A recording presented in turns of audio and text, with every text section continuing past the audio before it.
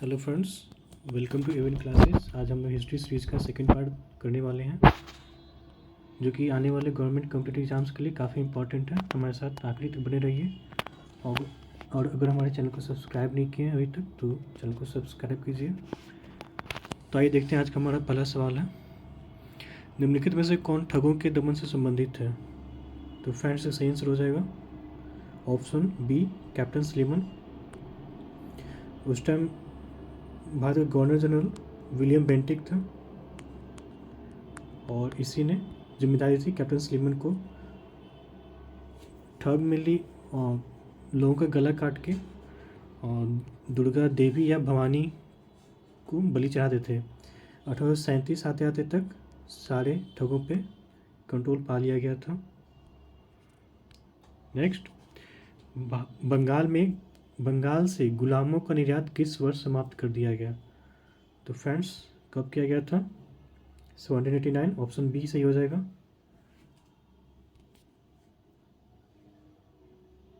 फिर फाइनली 1843 में पूरे भारत में गुलामी को बैन कर दिया गया था और आईपीसी 1860 के अकॉर्डिंग गुलामी को एक क्रिमिनल एक्ट के रूप में घोषित कर दिया गया था। हमारा तीसरा सवाल रहा, अवध का ब्रिटिश साम्राज्य में विलय किस वर्ष किया गया था। तो फ्रेंड्स, किस वर्ष किया गया था? ऑप्शन डी सही हो जाएगा, 1856 में।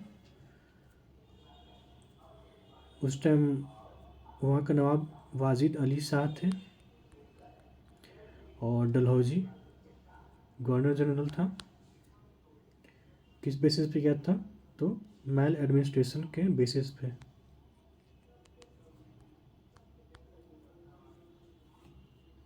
नेक्स्ट, सिंध का ब्रिटिश साम्राज्य में विलय किस वर्ष किया गया था।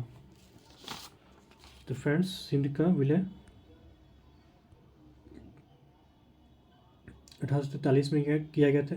तो इसका सही आंसर हो जाएगा ऑप्शन नंबर ए, 1843 में। उस टाइम किसके शासनकाल में? तो एलन बोरो के समय में। नेक्स्ट, भारत में पहली बार रेलवे का शुरुआत किसके समय में हुआ था। तो फ्रेंड्स, किसके समय में हुआ था? तो लॉर्ड डलहौजी के समय में हुआ था। फ्रेंड्स, डलहौजी का नाम, रियल नाम क्या था? तो जेम्स एंड्रू रामासे था। James Andrew रामासे।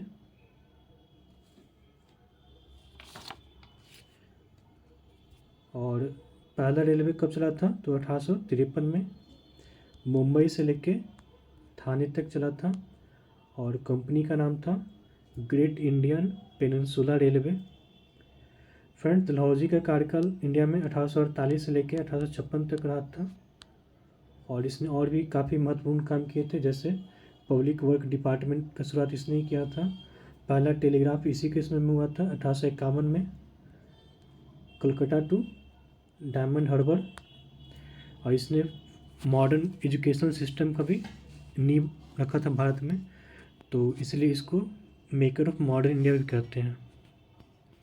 हालांकि डॉक्ट्रिन ऑफ लैब्स भी इसी के समय में सबसे ज़्यादा यूज हुआ था। हमारा अगला सवाल रहा, भारत का पहला वायसराय कौन था। तो भारत का पहला वायसराय कौन था friends? Lord Canning. Option C सही हो जाएगा।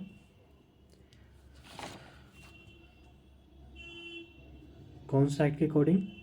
Act 1858, government of India act 1858। इसको और क्या बोलते हैं? Act for good government of India. इसके बाद गवर्नर जनरल को वायसराय नाम दिया गया था और गवर्नर जनरल कब से? 1833 में गवर्नर जनरल का पद का फॉर्मेशन किया गया था और पहले कौन थे? William Bentinck, governor general of India. और उससे पहले 1773 में रेगुलेटिंग एक्ट के अकॉर्डिंग जो गवर्नर ऑफ बंगाल को गवर्नर जनरल ऑफ बंगाल कहा जाने लगा था 1773 में। तो हमारे पहले गवर्नर जनरल ऑफ बंगाल थे विलियम हेस्टिंग्स और पहले गवर्नर जनरल ऑफ इंडिया हुए कौन? विलियम बेंटिक 1833 में। वायसराय कौन हुए? तो लॉर्ड कैनिंग। नेक्स्ट,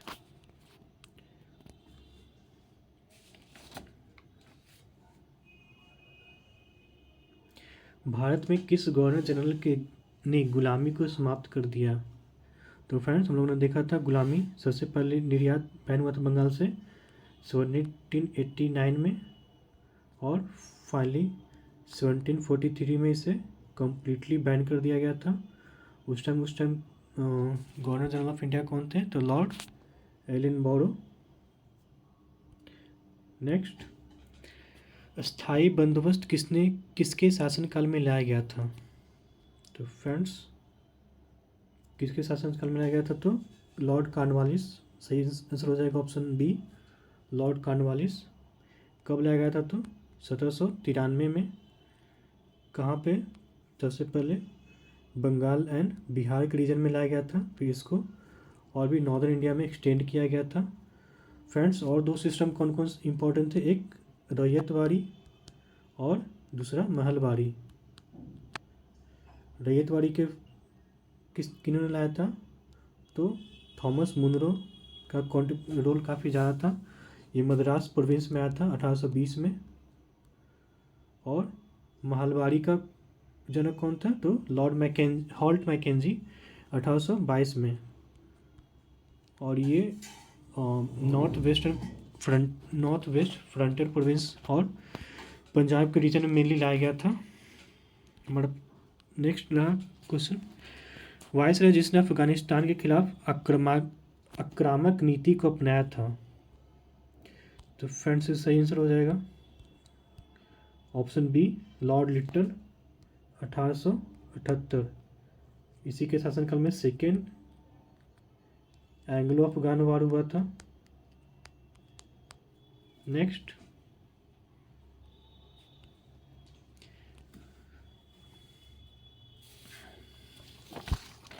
निम्नलिखित में से कौन कुशल आक्रमणता मास्टरली इनएक्टिविटी से जुड़ा हुआ था? तो कौन जुड़ा हुआ था? John Lawrence. ऑप्शन डी सही आंसर हो जाएगा। फ्रेंड्स, मास्टरली इनएक्टिविटी पॉलिसी के अंडर में ये डिसाइड किया गया था जो अफगान के मैटर में कोई इंटरफेयर नहीं करेगा। ये कब डिसाइड किया गया था?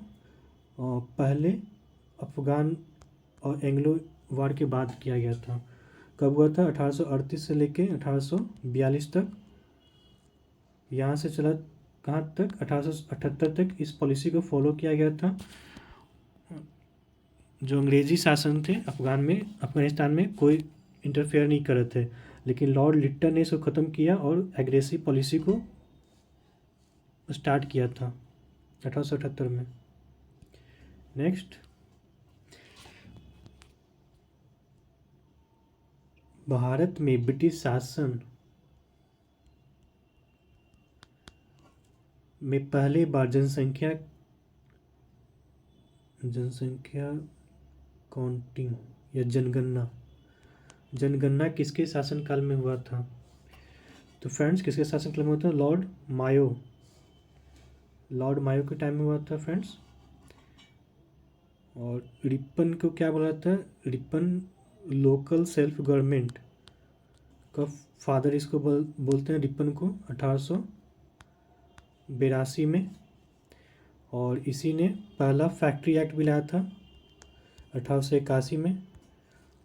लॉर्ड रिपन को सबसे उदारवादी वायसराय के नाम से जाना जाता है। और लॉर्ड डफरिन के समय इंडियन नेशनल कांग्रेस का फॉर्मेशन हुआ था। नेक्स्ट, भारतीय आर्कियोलॉजी के जनक किससे कहा जाता है?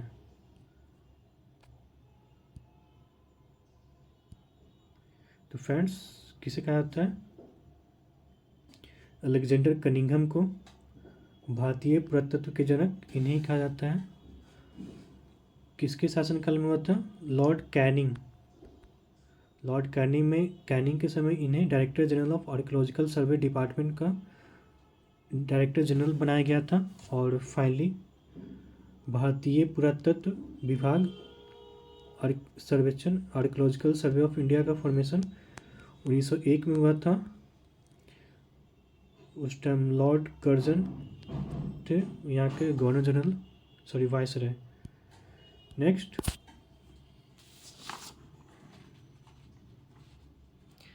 किन्होंने भारत में कर्जन के प्रशासन को औरंगजेब के प्रशासन से तुलना की थी?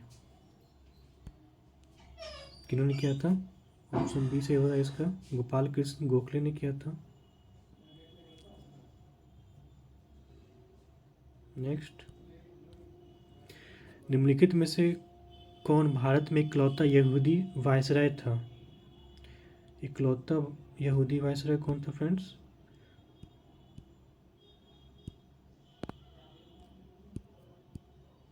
Lord reading. इसका शासनकाल कब से कब तक था? 1921 से लेके 1926 तक, और इसी के शासनकाल में चौरी चौरा हत्याकांड हुआ था। नेक्स्ट,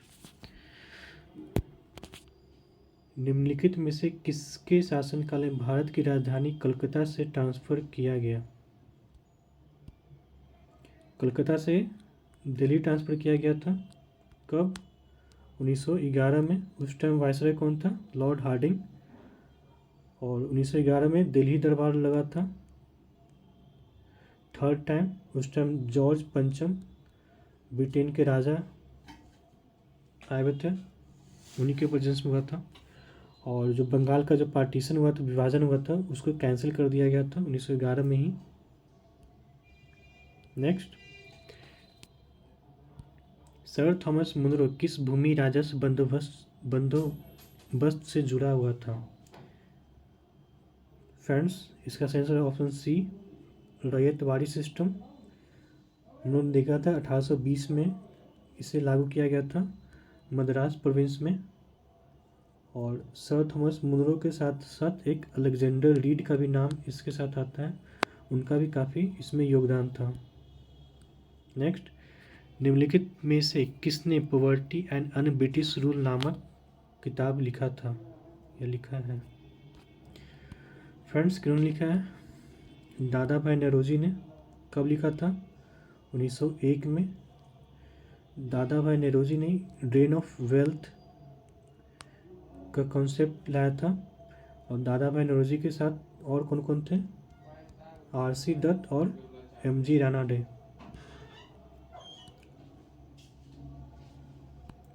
नेक्स्ट, मंगल पांडे घटना किस जगह पर घटा था? फ्रेंड्स, बैरकपुर। कब घटा था? मार्च 1857 के समय में घटा था।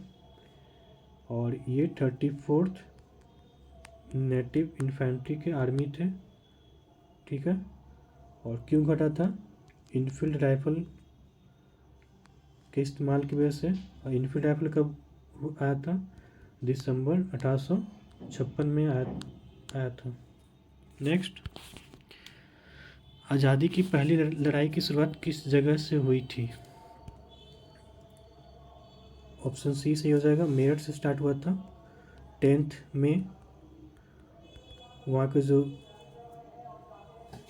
सिपाही थे या आर्मी थे, उन्होंने अपने ऑफिसर को वहाँ पे शूट मार दिया, गोली मार दिया था। और फिर वहाँ से मेरठ से 11 मई को दिल्ली आ गए थे।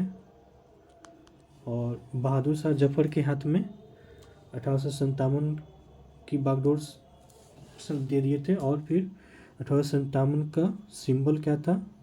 रोटी और कम्बल। इस तरीके से आज़ादी की पहली लड़ाई की शुरुआत हुई थी।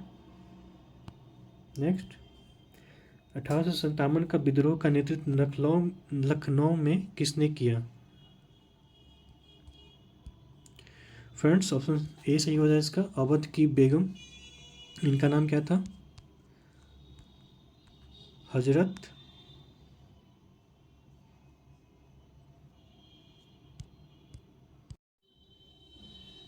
महल इनका नाम था।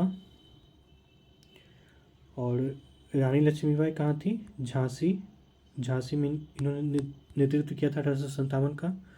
और नाना साहब कानपुर में नेतृत्व किए थे 1857 का। और तात्या टोपे इनके सहयोगी थे। और तात्या टोपे का रियल नाम क्या था? रामचंद्र पांडुरंग। नेक्स्ट, 1857 के विद्रोह का नेतृत्व बिहार में किसने किया था? इसका सही आंसर हो जाएगा ऑप्शन बी, कुंवर सिंह। ये आरा के जमींदार थे।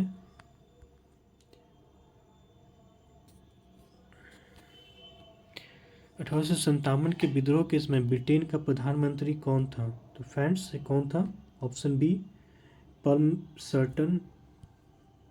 नेक्स्ट, भारतीय स्वतंत्रता आंदोलन के आधिकारिक हिस्टोरियन कौन थे? फ्रेंड्स, आधिकारिक इतिहासकार थे एस.एन. सेन। इन्होंने 1957 में 1857 नाम से एक बुक पब्लिश किया था। आर.सी. मजुमदार हिस्टोरियन थे। इन्होंने क्या बोला था, जो 1857 का जो विद्रोह है, ना तो पहला है, ना तो भारतीय है, और ना तो ये वार ऑफ इंडिपेंडेंस है। वी.डी. सावरकर ने पहली बार बोला था 1857 के